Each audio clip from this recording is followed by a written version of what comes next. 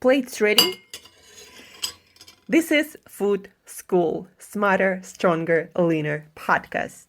Want to feel amazing, love the way you look in the mirror, and perform your absolute best in the gym, at work, and in life?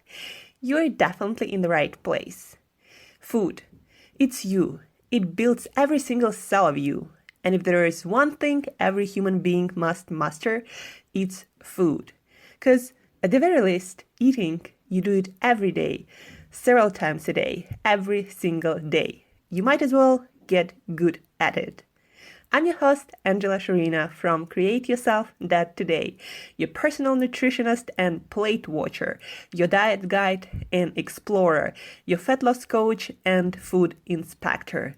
And just someone with a lot of passion and obsession and curiosity for healthy food, healthy diets, nutrition, optimized human performance, everything and absolutely anything you put in your grocery shopping cart, your fridge, on your plate, and in your mouth. It's my business. Food School, on a mission to help you eat better daily. It's the last time I talk about food. It's the last time I talk about food.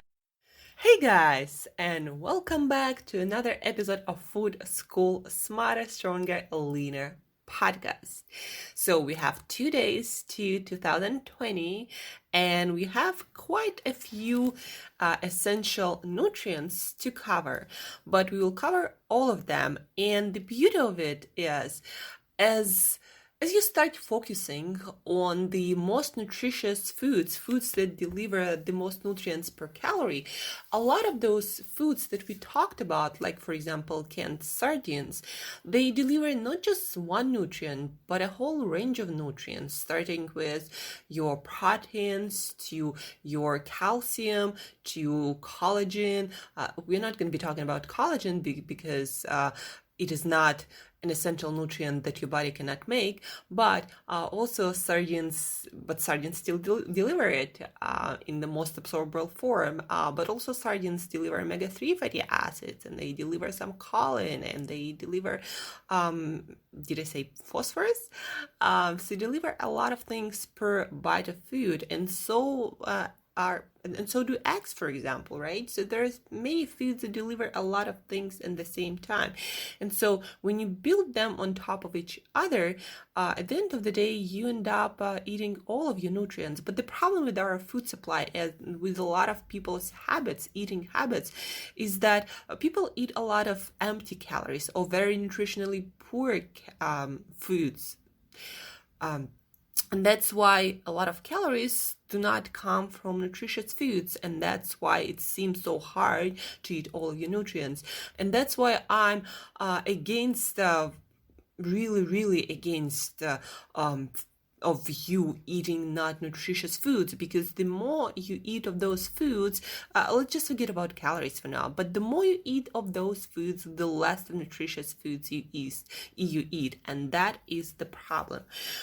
So today, guys, we are talking about very important vitamin and also minerals. So we're talking about vitamin D, and we're talking about phosphorus and calcium. Why are we talking about all of these at the same time, 3 of these at the same time? Because they actually work as a team. And so they all participate in bone health, for example, in your teeth health.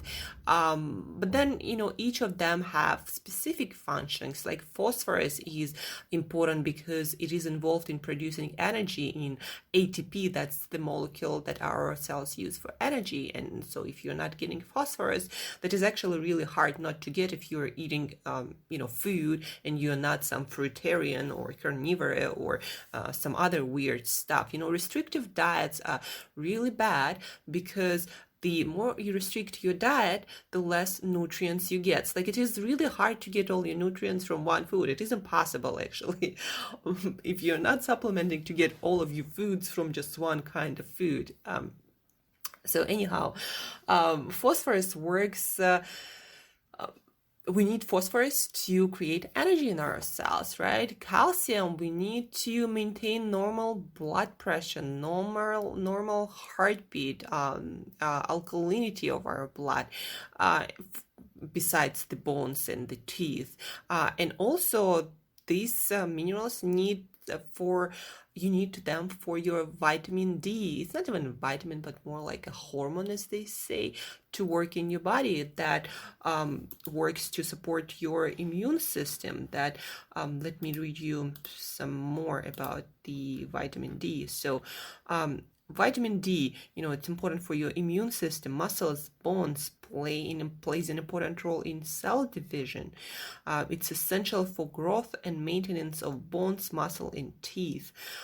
It enhances your immune system and may therefore reduce the risk of infection and cancer. So vitamin D is a fat-soluble vitamin essential for bone health. It is also good for immune system. There are two forms of vitamin D, right, guys? Like with many vitamins, there are many forms, D2 and D3. So D2 usually find in plant food sources, and they are not, and that vitamin D2 is not as effective in human body at all. Our body likes D3, that is, surprise, surprise, found in animal foods, animals that are kind of like us. That's why our body probably is much better suited to use that form of vitamin.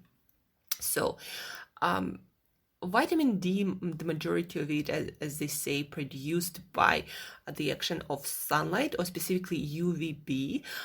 However, as you might notice, we all spend a lot of time inside and we don't get outside. And even if you live near equator, and you have an office job and you go to work in the morning and come back from work, after 4 or 5, and you're already not going to be getting your sunshine. So most of people, actually, I believe, in modern world, and unless something changes dramatically, we will not be getting our vitamin D from sunshine. I'm not getting vitamin D from sunshine. I used to when I used to live in Thailand, and I used to have a job that had really flexible schedule, so I could do that. But most of us, we can't get our vitamin D from sunlight. So we need to eat foods that is the next best thing after sunlight, probably equally as good as sunlight.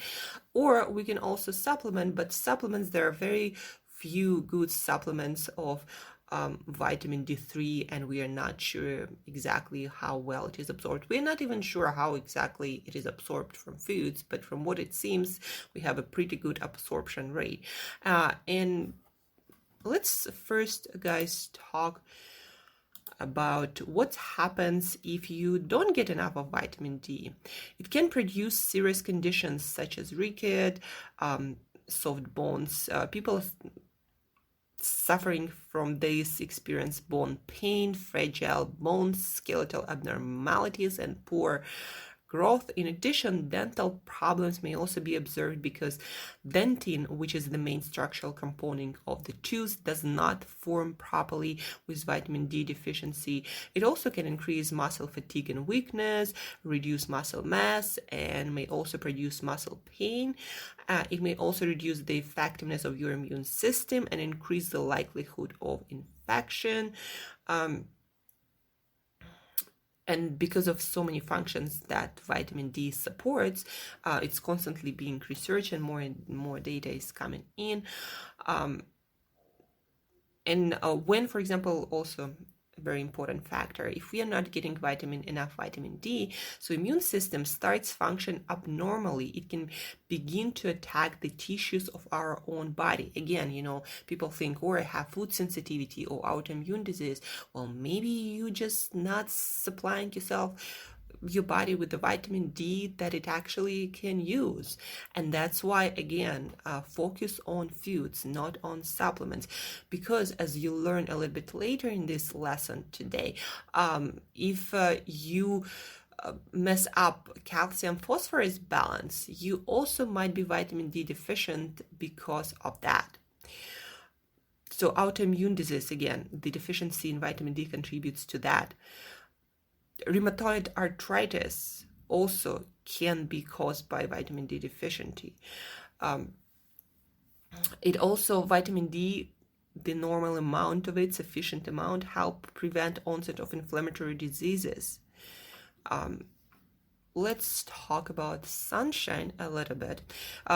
If you are someone who can possibly get your vitamin D from sunshine, then you need to get in the sun uh, for a lot of regions, somewhere between 11 and 3 p.m. for as little as 10 minutes if you have pretty fair skin. If you have darker skin, then you need to adjust that and you need to stay in the sun longer. And also, if you're not near equator, then the only time you can get enough vitamin D from sunshine in is from somewhere from April to September. It's for example, Northern Europe. If you're closer to equator with more sunshine, then again that should be adjusted. So vitamin D in foods, one of the like a few foods where you can find quite a lot of vitamin D, and the foods that are quite common, for example, salmon. 3-4 ounces of salmon will give you somewhere around 130-150% of your vitamin D, but it has to be wild. In farmed, you have much less vitamin D because of the lifestyle of that salmon, right? So eat your salmon for vitamin D, especially if you not getting sunshine and you have a lot of different health issues, vitamin D deficiency might be an issue. Or if you're already deficient, if you know that, then eat your salmon like your life depends on it. Herring is also quite high in vitamin D, actually equally as high as salmon. So eat your herring, and herring, you're getting a lot of omega-3 fatty acids and a lot of other goodness from those fish. Like salmon is high as potassium. Also those fishes with bones, when you eat in skin, you eat your calcium, you eat your phosphorus, you eat so many things. So salmon, herring, 3-4 ounces. Also, one of my favorite foods for vitamin D that is really, I think, underappreciated is cod liver, like the actual liver of cod. Cod by itself is very not fatty fish, like it doesn't have much fat or much anything really besides the protein. But liver, that's where this fish accumulates all the fat. And just to give you an idea, just 10 grams of that liver will give you somewhere around 10 micrograms or 400 international units of vitamin D. That is the minimum amount of dose of vitamin D you need to get daily. So just 10 grams, and that's going to be somewhere around, let me see, somewhere around 60 calories. So it's really tiny. And usually when you get it canned, and that's the only way you can get it, you have somewhere like 50-60 grams. So like you divide it in 5 days, eat a little bit each day, 60 calories or so, but you're getting all the vitamin D in the best absorbable form. And probably the best supplement for vitamin D, actually, cod liver oil that you can find in capsules or in bottles. Just make sure that it's not oxidized and it was properly stored. That's why liver is better, because liver vitamin D is in tissue that is much better preserved than oil that can be oxidized. So cod liver, eat it for vitamin D. You need just a little amount of it, or you eat your salmon or herring. And then now, guys, let's talk about the steam, vitamin D, calcium, and phosphorus. So deficiencies of all these lead to low bone mineral content. Outside of deficiency, calcium and vitamin D make bones stronger, while phosphorus makes them weaker. So you want to, as you can see, you want to have a balance. And again, why I'm against supplements? Because it's hard to get that balance from supplements. There are very few supplements that can individually personalize the dose of calcium and phosphorus and vitamin D exactly for you as you need it. And the toxicities from supplements are common, whereas from whole foods, not really. Like I personally didn't know, and I never read about any toxicities of calcium, phosphorus, or vitamin D caused by someone just eating food. But supplements, yes. Toxicities of vitamin D or phosphorus cause low bone mineral content, while calcium toxicity causes bone mineral content to get too high. So when you get phosphorus toxicity, vitamin D toxicity, your bones can get soft, whereas with too much calcium, they can get too brittle. That is equally worse. You kind of want to have it somewhere in between. And then plus, if you have too much calcium without proper amount of vitamin D and phosphorus and also vitamin K2, then your calcium can be deposited in your soft tissues as kidney stones, or in your arteries, or in other soft tissues where it doesn't belong. Or it can form, like it did for me, plaque on your teeth, right? Before I understood this gentle balance of those minerals and vitamin K2, I couldn't figure out why, even though I have like perfect dental hygiene, like, flossing and like cleaning it after brushing my teeth after each meal, like I couldn't figure out why would I have so many problems with my teeth. And then I figured it out why I had this plague, and then it disappeared. So with a lot of vitamins, minerals, it's that balance that make it all work.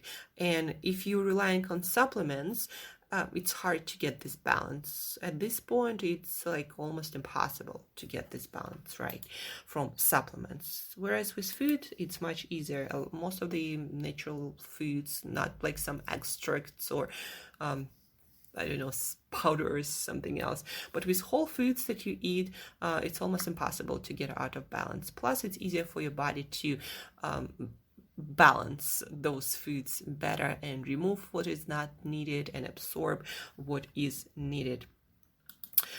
So calcium, let's talk about calcium and phosphorus. Where can we get the best amount, and what are the best sources of calcium? Calcium, actually, you think like, those are dairy products. Actually, you can get calcium from a lot of sources. And as I started to pay attention more to my diet, I realized that I don't even need calcium supplements. I'm getting all the supplements I need when I eat nutritionally balanced diet.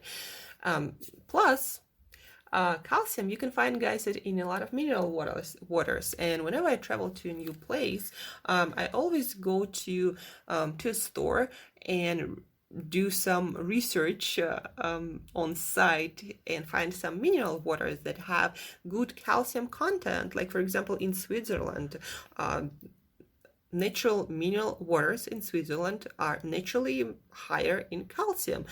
So I would drink those waters and get a lot of my calcium from mineral waters. Here right now in Siberia, in Russia, we have a couple of brands of mineral waters that are great sources of calcium too.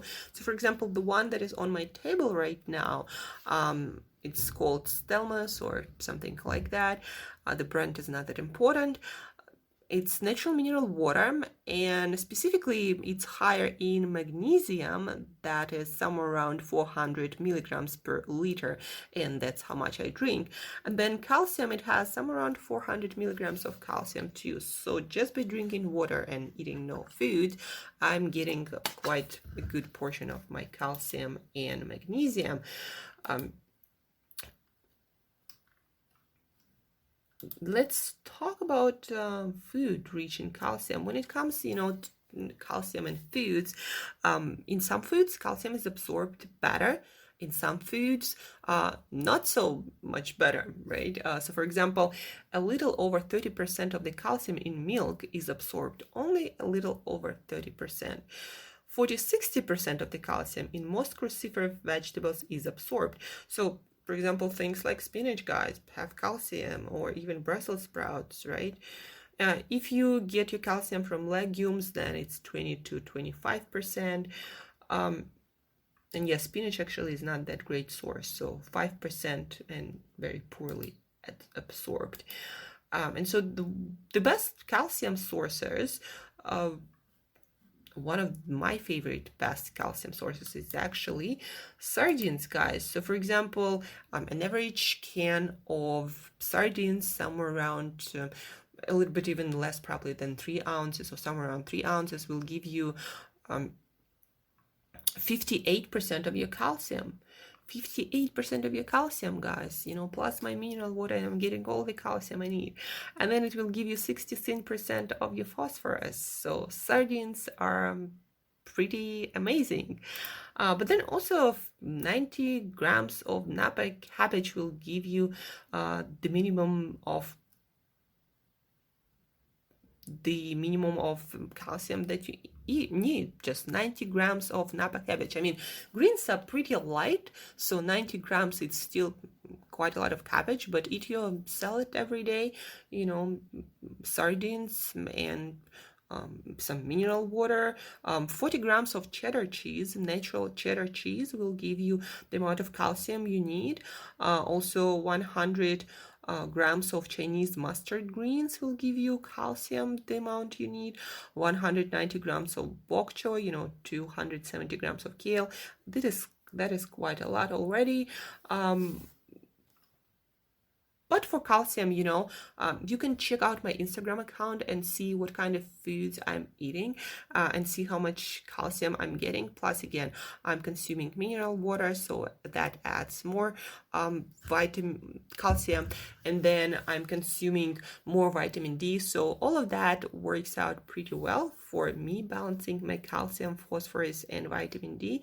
But to wrap it up, where are you going to get your calcium? So you can get your calcium by by drinking mineral water. You can get your calcium from eating a can of sardines, but that is only somewhere around 50-60% of your calcium. So you need to eat probably some of the vegetables, maybe some Napa cabbage, some Brussels sprouts, spinach, some bok choy, all of that accumulates, some kale. Also sesame seeds are quite great source of calcium. 100 grams, I believe. Let me actually check it out, because I completely forget to check out the sesames for calcium, even though I do know that it's quite great source. Plus sesame seeds, you can eat tahini and get your calcium this way. So sesame seeds, one more minute and we're gonna get to sesame seeds. I'm just, guys, with you, while doing this podcast. I'm doing the research, doing my best to figure out what are like the best, most efficient foods to deliver all the nutrients you need. So calcium, 1 ounce of sesame seeds will give you 21% of your calcium in somewhere around 190 calories. So if you're someone who loves tahini, then eat your tahini and you're gonna get more calcium. And then add some water, add some sardines, add some Napa cabbage. A lot of foods would have some calcium, and 40 grams of cheddar cheese will give you the calcium that you need. So you can easily eat your calcium if you're eating a diet with variety of plant and animal foods, and you're not on some weird restrictive diet. Weird, because guys, like, restricting your diet artificially a lot is not what we humans thrive on. So no matter what diet you choose to be on, make sure that you are eating a variety of foods. That is hugely important. And when it comes to phosphorus, guys, well, let me first read you something more about phosphorus. Phosphorus. Here we go. Required by every cell in your body to work normally, contributes to your energy creation and helps maintain the health of your bones and teeth. The phosphorus is a component of a molecule called ATP. This molecule is used to transfer energy inside every cell of your body. So if you're not getting enough phosphorus, guys, you're going to be low on energy. But the only way you can get your phosphorus balance out of balance is if you eat a very restrictive diet. If you are on a really high fat diet and most of your calories come from fat, well, fat doesn't have enough phosphorus. So sorry, keto guys, to break it to you. I'm also on keto, but I'm on a variety of foods keto, not on some really restrictive keto diet. So if you're eating 90% of your calories from fat, you're not getting enough phosphorus. And that's why at some point you might hit a very low energy level and all of the things will go out of whack. Because guys, if you don't have enough energy, your cells do not have enough energy because of you don't have enough phosphorus, then you're not going to feel great. Every single process, every thought requires energy, leave alone any physical activity, right? So vitamin D, calcium, and phosphorus. Let's sum it up. Let's wrap it up. You need it for your immune system. You need it to prevent autoimmune diseases. You need them for energy. You need them for to prevent diseases, to prevent possibly, it helps with that cancers and formation of many cancerous cells. You need it for your bones, for your teeth, so calcium doesn't go in your soft tissues, for your heartbeat and normal heart rate, normal blood pressure, and for so many processes that rely on those other things, right? So you need them. How do you get your vitamin D? 10 grams of cod liver, 3-4 ounces of salmon or herring, will give you, plus eggs would have quite a good portion of vitamin D, but not enough to eat all of your vitamin D unless you're gonna eat like 5 eggs a day every day. If you are somewhere by equator or in a place where you can get regular sunshine, you can do that. But cod liver, salmon, herring, and then for calcium, research some mineral water, get some sardines. 1 can will give you 50 to 60%. 40 grams of cheese will give you that. 90 grams of napa cabbage with almost like no calories in one of the most absorbable forms, plus some of your veggies, your sesame seeds will have some calcium. And phosphorus, guys, the reason why I didn't talk about phosphorus foods, because if you are eating a diet of a variety of foods, it's pretty hard to not get your phosphorus, since all of life forms need phosphorus for the same exact reason, to make ATP. So you will find it in most of the foods. So eat your foods, have a diet of whole foods, variety of whole foods, and you're gonna get all of your phosphorus.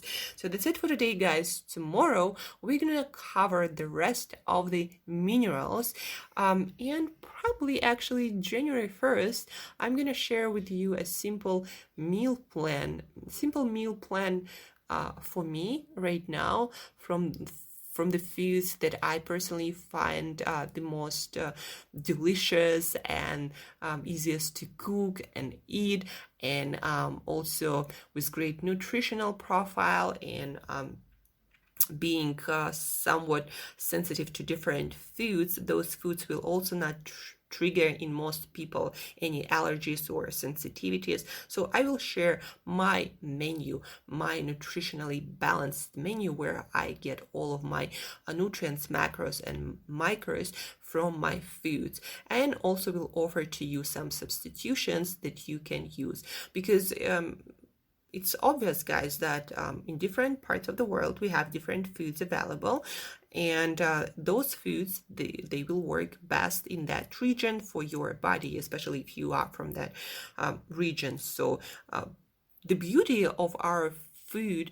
supply and our food system, and just food system around the world naturally occurring, is that you can get variety of nutrients from variety of foods. So you don't have to eat the exact diet that I'm eating, but you do need to eat all of your micronutrients if you want to have maximum health, maximum vitality, maximum energy, look your best, feel your best, perform your best on all levels. If you want all of this, then you need to learn how to eat your macros as well well as your micros. So vitamin D, phosphorus, calcium we talked about today. Tomorrow all the other minerals, and then January 1st I will meet you here before taking a little break from podcasting, and we'll share with you nutritionally balanced meal plan and with different food substitutions that you can start using to have your micros and macros met and eaten. So thank you guys for listening. Thank you for tuning in. I wish you a wonderful day. Let's get ready for 2020, all fired up and ready to crush it and to make our best life happen. Stay tuned, and as usual, till next time, eat better daily.